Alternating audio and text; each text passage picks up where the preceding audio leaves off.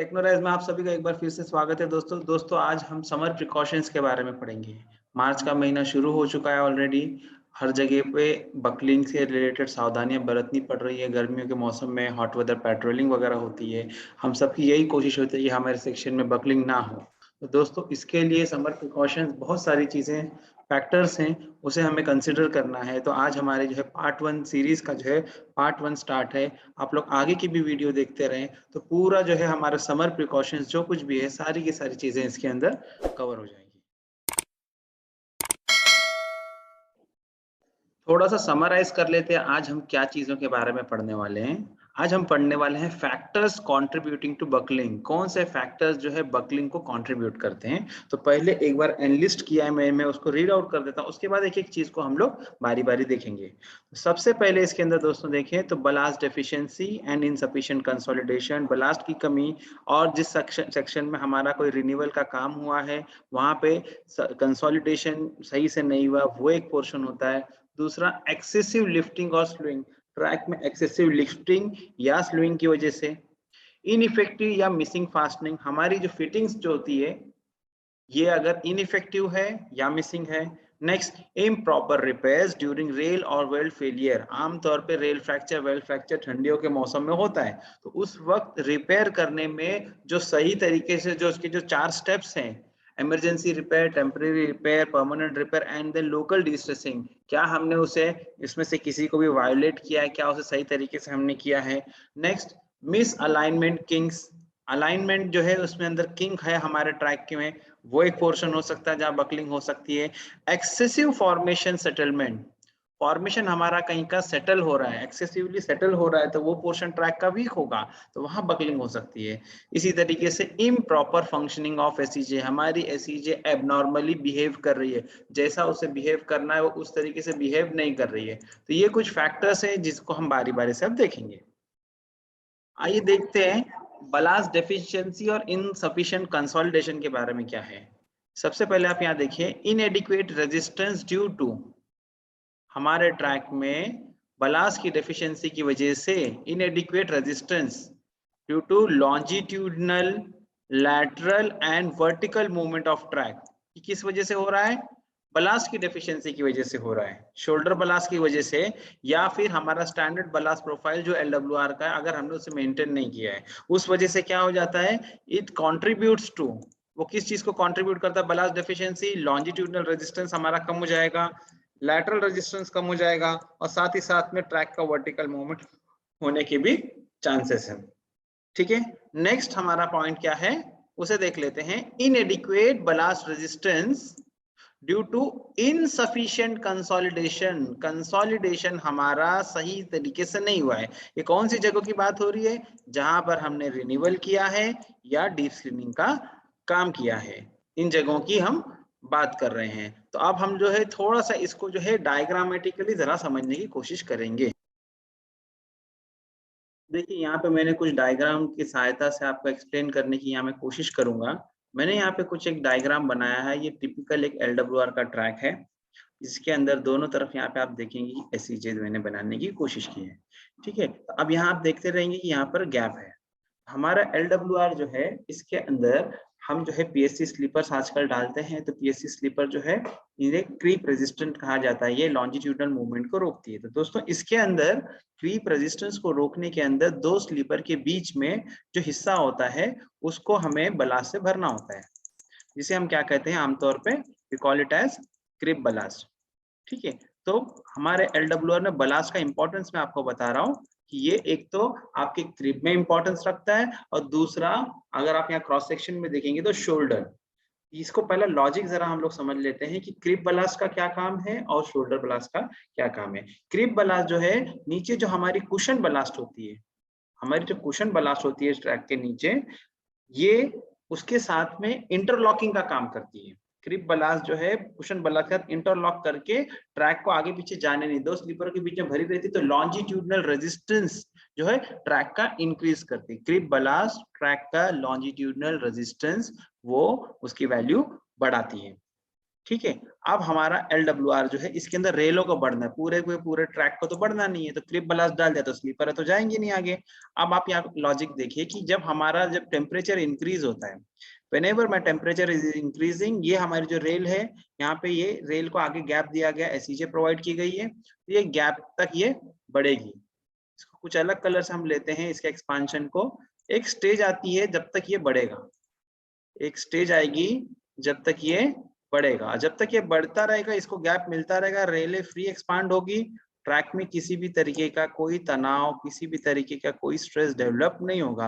लेकिन दोस्तों आप जिस तरीके से डायग्राम में देख रहे हैं कि मैंने इस रेड को पिंक तक लेके चला गया, यानी कि एसईजे मान के चलें कि हमारी जैम हो गई। तो अब यही जो डायग्राम में आप देख रहे थे एरो का डायरेक्शन, अब क्या हो रहा है, temperature is on the rise, temperature क्या हो रहा है, बढ़ रहा है, लेकिन टेम्परेचर के बढ़ते बढ़ते में अब उसको आगे फर्दर जाने को जगह नहीं मिल रही। था अब क्या हो जाता है कि अब रेल के अंदर कॉम्प्रेसिव फोर्सेस इंड्यूस होना शुरू करते हैं, रेल के अंदर कॉम्प्रेसिव फोर्सेस इंड्यूस होने लगती है, और हमारा ट्रैक ढूंढता है, अब आगे तो बढ़ नहीं सकता, अलोंग द लेंथ बढ़ नहीं सकते, लॉन्जिट्यूडनल रेजिस्टेंस उसकी जो थी देना था दे दिया, उसके आगे नहीं है रेजिस्टेंस। अब वो ट्रैक जो है हमारा ढूंढेगा कि कौन सा ऐसा पोर्शन है, कौन सी ऐसी जगह है जहां से हमारा ट्रैक जो है लैटरली निकलने की कोशिश करें। तो दोस्तों इसके लिए यहाँ पे हमारा ट्रैक में नीचे का जो डायग्राम मैंने जो क्रॉस सेक्शन बनाया, इसे देखें, ये हमने शोल्डर बलास यहाँ बना रखी है। शोल्डर बलास जो है ट्रैक को लैटरली जाने नहीं देता है। अगर प्लान की बात करें तो मैं यहाँ पे इस तरीके से इसको बना देता हूँ डायग्राम को, कि हमारे जो है स्लीपर के जो एजेस है, वी प्रोवाइडेड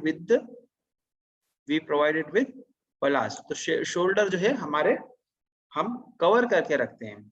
लेकिन मान के चलो कोई एक पोर्शन में मान के चलिए कि यहाँ पे एक पोर्शन है, यहाँ पर आपका जो है कुछ हिस्सा स्लीपर का एज ओपन है, तो इसको क्रॉस सेक्शन में अगर हम यहाँ देखेंगे तो क्रॉस सेक्शन में कुछ इस तरीके से दिखाई देगा। तो अब आप यहाँ देखें कि ये एंड जो है, ये जो एंड है स्लीपर का, it is free, it is free, it can move anywhere. तो अब क्या हो जाएगा कि अगर ऐसा कहीं जगह मिलता है जो जगह पे यहाँ पे इस बलास्ट शोल्डर में नहीं होगी, वहां पर हमारा ट्रैक क्या करेगा, वहां पर हमारा ट्रैक इस तरीके से मूव आउट हो जाएगा, इस तरीके से मूव आउट हो जाएगा।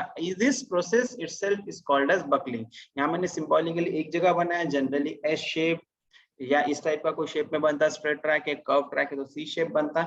या सिंबॉलिकली मैंने आपको सिर्फ एक्सप्लेन किया कि बलास्ट की डेफिशिएंसी से ये बकलिंग किस तरीके से होगी। ठीक है, तो ये हो गया हमारा बकलिंग। ठीक है, बकलिंग। अब आप देखिए कि ये जो पोर्शन यहाँ पे क्या हो गई है, बकलिंग हो गई है। ये जो पोर्शन है यहाँ पर बकलिंग हो गई है। क्यों हो गई है, because of deficiency in blast. अब उसको अवॉइड करने के लिए हमने क्या करना है वो भी मैं आपको यहाँ बता दूं। उसको अवॉइड करने के लिए हमें क्या करना है, हमें as a summer precaution shoulder ballast को हर जगह मेंटेन करके रखना है। अब अगर इस केस में अगर आप शोल्डर बलास्ट मेंटेन कर गए तो ट्रैक भागने की कोशिश करेगा, लेकिन हमारी शोल्डर बलास्ट उसे जाने नहीं देगी। ये एक हो गया। दूसरा पार्ट इसी के अंदर दोस्तों है इनसफिशिएंट कंसोलिडेशन। हमने ट्रैक में कहीं पर रिन्यूअल का काम किया, हमने कोई ट्रैक रिन्यूअल का काम किया, हमने डीप स्क्रीनिंग का काम किया, तो आपको पहली बात तो ये पता ही है कि उसके लिए भी टेम्परेचर रेंज दिया, जैसे रेगुलर मेंटेनेंस के लिए TD+10 to TD-30 है, लेकिन कुछ स्पेशल मेंटेनेंस जैसे कि डीप स्क्रीनिंग की अगर हम बात करते हैं, इसके लिए टेम्परेचर रेंज है TD+10 to TD-20। मान के चलो हमने उसको टेम्परेचर रेंज में काम किया, अगर उस रेंज के बाहर भी काम करना है तो टेम्पररी डिस्टेंसिंग करके हम वो काम कर सकते हैं। ठीक है, हमने किया काम, जिस तरह को जो भी प्रिकॉशन लेना था हमने किया, लेकिन अब वो पैच से हम काम करके आगे बढ़ गए। अब कुछ दिनों के बाद, क्योंकि consolidation is a time dependent process, consolidation is a time dependent process, तो टाइम डिपेंडेंट प्रोसेस होने की वजह से मान के चलिए कि काम 4 दिन पहले हुआ था, उस वक्त टेम्परेचर रेंज में था, अब जो है टेम्परेचर इंक्रीज हो गया, and say the temperature has increase to TD+ more than TD+20। तो उस केस में हमारा मैनुअल क्या कहता है ये मैं आपको बताता हूँ। जब टेम्परेचर TD+20 से इंक्रीज हो गया, उस केस में मैनुअल कहता है कि यहाँ पर आप कॉशन ऑर्डर इंपोज करेंगे। क्या करेंगे, TD+20 से बढ़ गया तो स्पीड रेस्ट्रिक्शन आपको इंपोज करना पड़ेगा, speed restriction has to be imposed. अभी डिपेंड करता है कि अगर बलास्ट आपकी कंसोलिडेटेड है शोल्डर और क्रिप में तो 50 kmph, और अगर कंसोलिडेटेड नहीं तो 30 kmph। ये भी आपको एनेक्स्चर में मैनुअल में ये चीज मिल जाएगी। ठीक है, ये एक चीज हो गई। तो अब यहाँ से अपने को ये समझ में आ रहा है कि जिस पोर्शन में आपने कोई रिन्यूअल का काम किया हो तो वहां पे इंश्योर करना है कंसोलिडेशन हुआ है कि नहीं, तो उस जगह पे बकलिंग होने की चांसेस ज्यादा है। अगर टेम्परेचर राइज हुआ तो वहां पे एक्स्ट्रा प्रिकॉशंस लेने की जरूरत है। And in case the temperature is rising going beyond TD+20, उस केस में वहां पर आपको स्पीड रेस्ट्रिक्शन लगाना होगा in order to avoid buckling. गाड़ी की गति को धीमा करना होगा। नेक्स्ट पॉइंट पे जाते हैं हम लोग। नेक्स्ट है एक्सेसिव लिफ्टिंग और स्विंग।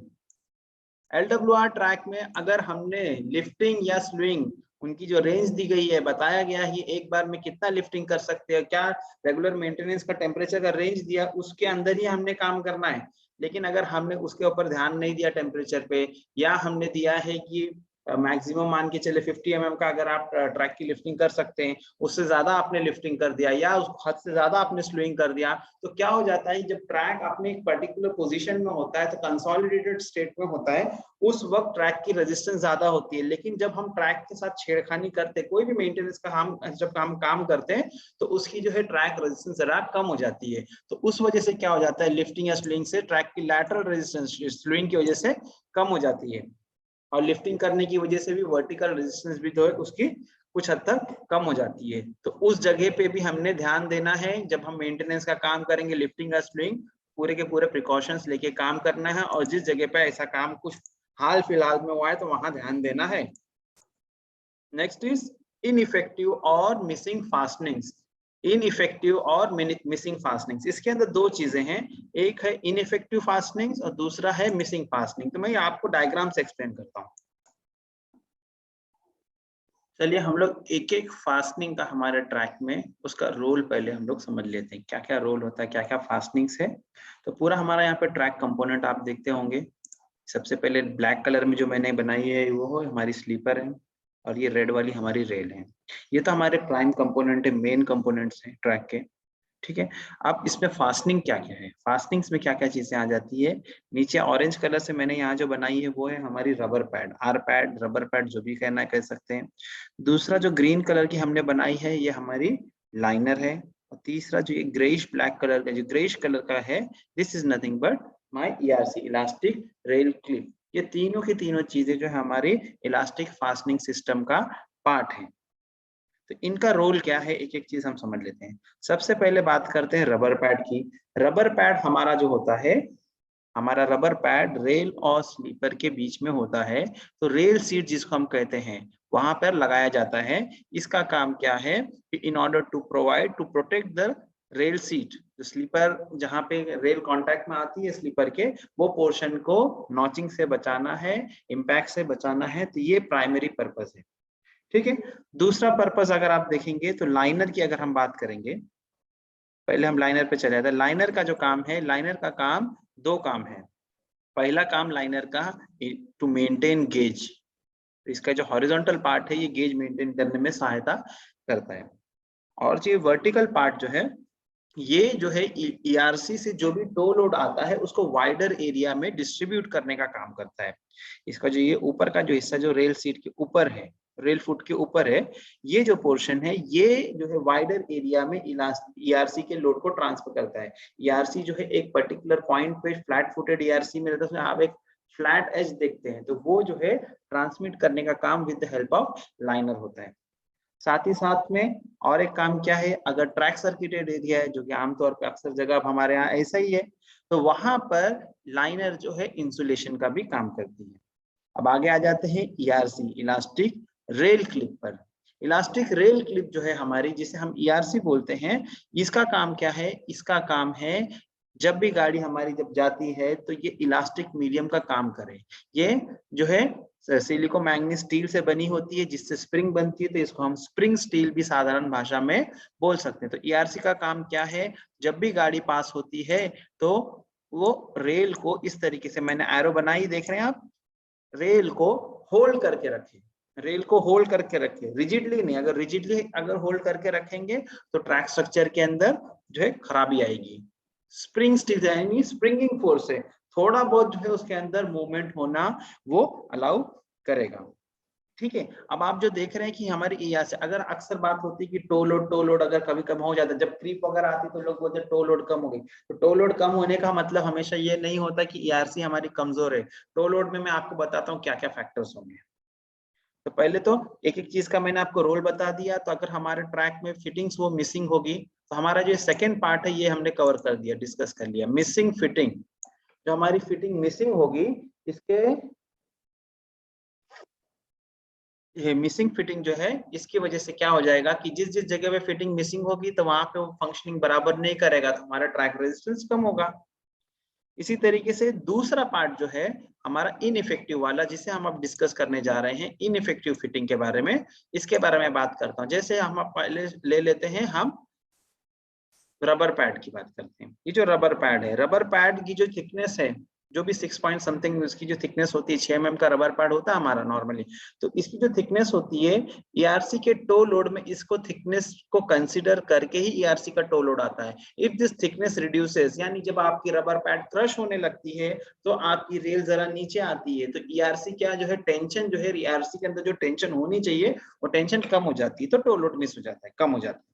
पहली बात ये हो गया। दूसरा आ जाते हैं लाइनर की। तो लाइनर का ये वाला जो हिस्सा है, टॉप का पोर्शन, जो रेल फुट और ईआरसी से डायरेक्टली जो टो देने का काम करता है, अगर ये पोर्शन डैमेज हो गया, डेंटेड हो गया, नॉच्ड हो गया, तब भी ईआरसी का जो है हमारा टो लोड कम हो जाता है। ठीक है, तो ये दो इंपॉर्टेंट एस्पेक्ट्स है। तीसरा टो लोड का, तो ईआरसी खुद ही है, अगर ईआरसी क्योंकि स्प्रिंग स्टील की, सिलिको मैग्नीज स्टील की बनी हुई है, तो जो सर्विस में रहते रहते रहते रहते क्या हो जाता है कि वो रिजिड हो जाती है। जब वो रिजिड हो जाती है तो उसकी टो लोड कम हो जाती है। तो ये जो तीनों जो है टो लोड की हमने बात, टो लोड के तीनों के जो कंट्रीब्यूटिंग फैक्टर्स मैंने रबर पैड, लाइनर और ईआरसी के बारे में आपको बताया, ये तीनों जो है टो लोड में काम करती है, क्रीप रेजिस्टेंस में काम करते हैं। if they are working properly, if they are effective, in that case हमारा क्रीप रेजिस्टेंस ज्यादा रहेगा, तो ट्रैक का जो है longitudinal as well as lateral resistance ज्यादा होगा। लेकिन अगर इसके अंदर कोई कमी बेशी आती है तो उसका एडवर्स इफेक्ट हमें देखने को ट्रैक में मिलता है, यानी कि ट्रैक की क्रीप रेजिस्टेंस कम हो जाती है। और साथ ही साथ कुछ और चीजें भी है फिटिंग की जब हम बात करेंगे, एक चीज और बचती है, वो क्या है? वो ये है कि हमारी जो फिटिंग है, इसे जिस तरीके से गाइडलाइन दिया गया है वैसे ही लगाना है। उसे जो है ईआरसी को उसी तरीके से ट्राई, ईआरसी को अगर लाइटली हैमर हमने किया, इंसर्ट के फेस तक अगर ईआरसी का रॉड नहीं आता है, तब भी जो है एक्सेंट्रिक लोडिंग होगी, टो लोड कम होगा। इसी तरीके से अगर ओवर ड्राइविंग कर दिया, जोर से हैमरिंग कर दिया, इंसर्ट के फेस से बाहर निकल के आ गया, इन दैट केस ऑल्सो जो उसकी वैल्यू जो है कम हो जाती है। एक्सेंट्रिक लोडिंग होने के से टो लोड की वैल्यू कम हो जाती है। कई बार हमारे पास जहाँ पे फिश प्लेटेड एरिया होती है, जे क्लिप लगानी होती है, नहीं होती तो हम उल्टी ईआरसी मार देते हैं, तो it is not working properly, वहां वो काम सही से नहीं कर रही है। तो फिटिंग्स हमारी कैसी होनी चाहिए? सही होनी चाहिए। कई बार हम स्पाइक्स लगा देते हैं, लकड़ी का पीस डाल देते हैं, चप्पल डाल देते हैं, पता नहीं क्या क्या हम ट्रैक में देखते हैं आमतौर पे। तो ये जो है उस वक्त के लिए फिटिंग ट्रैक पे लगी तो रहती है जरूर, वो गिरती नहीं है रेल से, लेकिन वो टो लोड आपको जो डिजायर्ड है वो नहीं दे पाती है। तो इन सब प्रैक्टिसेस से हमें बचना है। नेक्स्ट हमारा इम्प्रॉपर रिपेयर ड्यूरिंग रेल और वेल्ड फेलियर। हम अक्सर जानते हैं कि रेल फ्रैक्चर या वेल्ड फ्रैक्चर ये कब होता है? Rail failure, weld failure generally कब होता है? Cold part of the day और नाइट, यानी कि ठंडियों के मौसम में, या तो दिन में या तो रात में। रात को तो अक्सर मौसम ठंडा होता है, तो उस वक्त रेल फ्रैक्चर होता है। तो हम जानते हैं कि रेल फ्रैक्चर जब भी होता है तब उसको 4 स्टेज में हमें अटेंड करना होता है। इमरजेंसी रिपेयर होती है पहली बात तो। इमरजेंसी रिपेयर यानी कि गाड़ियों को रिस्टोर करना है पहले जो है ट्रैक को अटेंड करके। उसके बाद में क्या है? टेम्पररी रिपेयर, ठीक। फिर उसके बाद में क्या है? Permanent repair. ये 3 काम तो हम बराबर करते हैं। ये लास्ट वाला जो है डी स्ट्रेसिंग, इसको मैं लोकल डिस्ट्रेसिंग भी कह सकता हूँ, लोकल डिस्ट्रेसिंग बोले या डिस्ट्रेसिंग बोले, ये हमें करना होता है। तो आमतौर पे हम लोग जो है इसमें से 3 रिपेयर तो हर कोई करता है। कौन कौन से?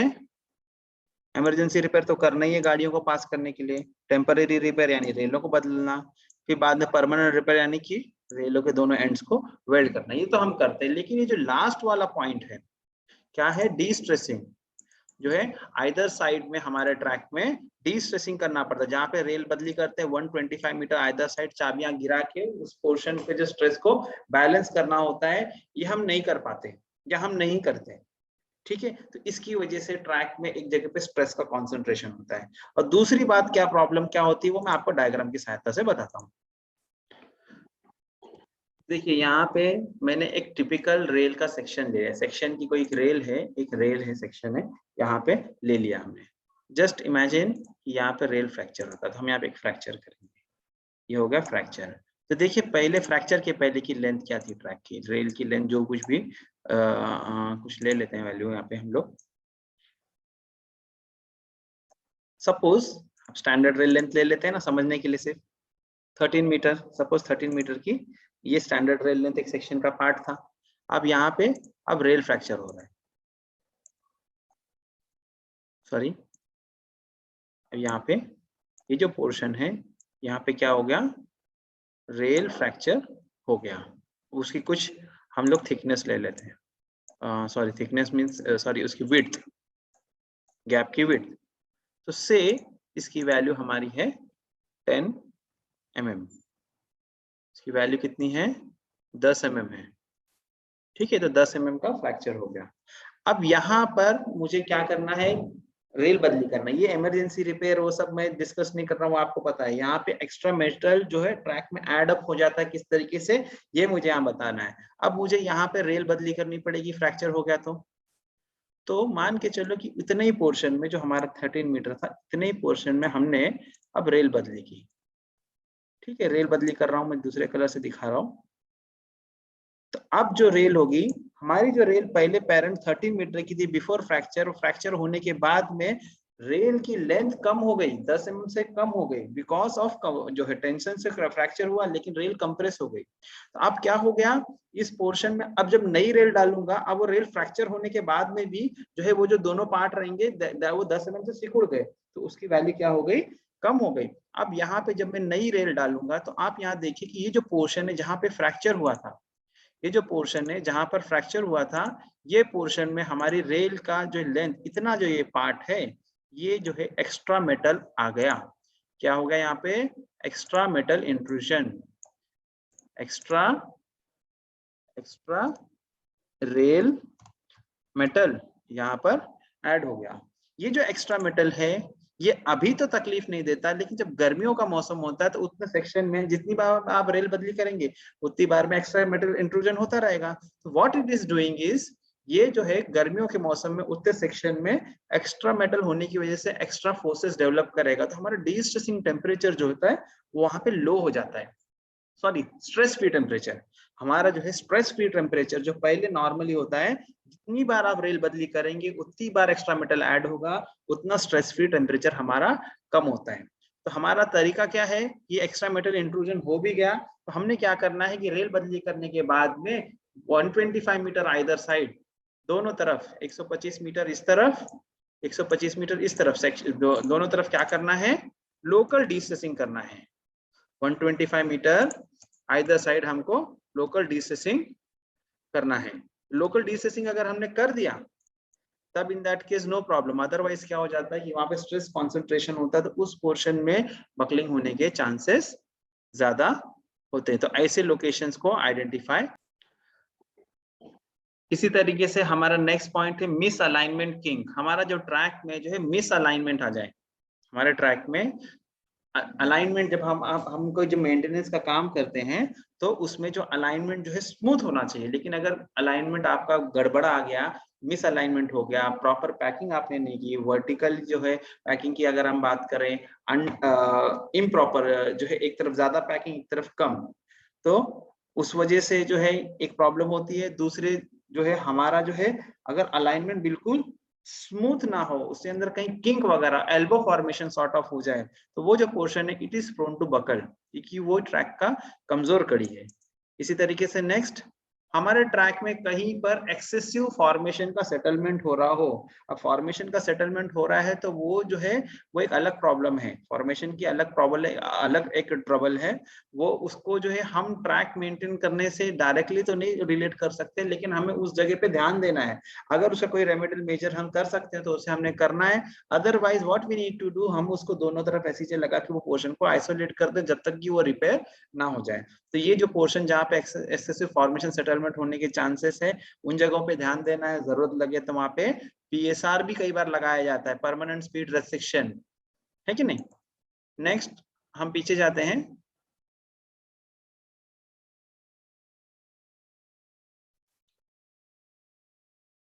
Next one is improper functioning of SEJ।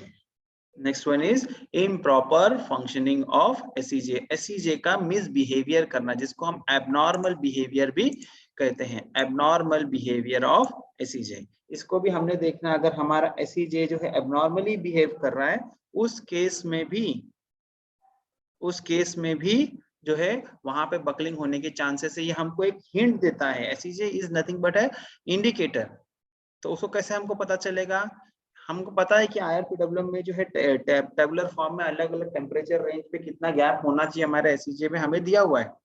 तो अगर हमारे एसईजे में गैप उससे कम या ज्यादा, उस रेंज के बाद, gap in SEJ is other than given range, given range से ज्यादा या कम अगर है, तो उस केस में जो है वहां पर प्रॉब्लम हो सकती है, इम्प्रॉपर फंक्शनिंग उसको हम बोल सकते हैं। इसी तरीके से एसईजी का एक मैक्सिमम डिजाइन गैप होता है। हर एक एसईजे जो होती है, मैन्युफैक्चरर जो बनाता है वो बता देता है कि भाई इस एसईजे का मैक्सिमम डिजाइन गैप कितना है। तो अगर हमारी एसईजे मैक्सिमम डिजाइन गैप से ज्यादा गैप दे रहे हैं, ये कब देगी, ऑब्वियसली ठंडी के मौसम में देगी। तो हमें पता चलेगा भाई ये फला फला एसईजे ठंडियों में ज्यादा गैप वगैरह क्रिएट कर रही थी, तो उस जगह के एलडब्ल्यूआर पे आपको ज्यादा ध्यान देना है। इसी तरीके से जो हमारा जो है रेफरेंस डोरी हम बांधते हैं एसईजे के अक्रॉस में, in order to measure what is the gap। कहां से मापते हैं, रेफरेंस डोरी से। एलडब्ल्यूआर साइड मापते हैं, टिप ऑफ टंग रेल है तो tip of tongue rail, corner of stock rail तो कॉर्नर ऑफ स्टॉक रेल, उसको हम मेजर करते हैं वो वैल्यू को। तो उस वैल्यू को भी देखना है, अगर ये उसको क्रॉस कर जाता है, क्या करता है, इसको क्रॉस कर जाता है, यानी नेगेटिव साइड चला जाता है, तभी भी हम क्या बोलेंगे, इम्प्रॉपर फंक्शनिंग ऑफ एसईजे। तो ये जो लोकेशंस जो है हमने अभी जो डिस्कस किए, ये जो है यहाँ पर पकलिंग होने की चांसेस, ये सारे इंडिकेशन हमको देते हैं कि हमारा एलडब्ल्यूआर इज नॉट वेल, हमारे एलडब्ल्यूआर पे ध्यान देने की जरूरत है। वीडियो को पूरा देखने के लिए आप सभी का बहुत बहुत धन्यवाद।